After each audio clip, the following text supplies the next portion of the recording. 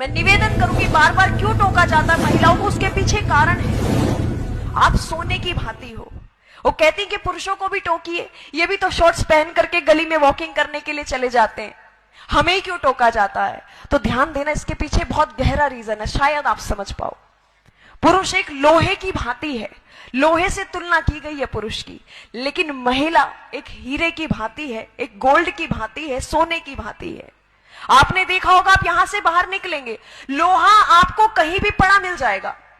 जहां कहीं भी आपको पता चले कि लोहे का काम यहां होता है, तो दुकान से बाहर पड़ा हुआ है, कहीं भी रास्ते में पड़ा हुआ मिल जाएगा, उसकी कोई देखरेख के लिए सिक्योरिटी वगैरह नहीं है।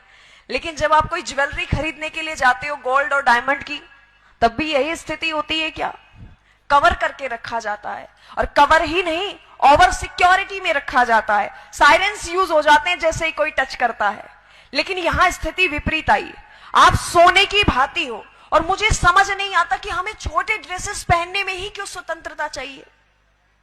हमें पढ़ने के लिए स्वतंत्रता क्यों नहीं चाहिए? हमें बाहर निकलने के लिए स्वतंत्रता क्यों नहीं चाहिए? हमें कुछ अचीवमेंट्स लेने के लिए स्वतंत्रता क्यों नहीं चाहिए? क्या छोटे कपड़े पहनने से ही स्वतंत्रता मिलेगी हमें?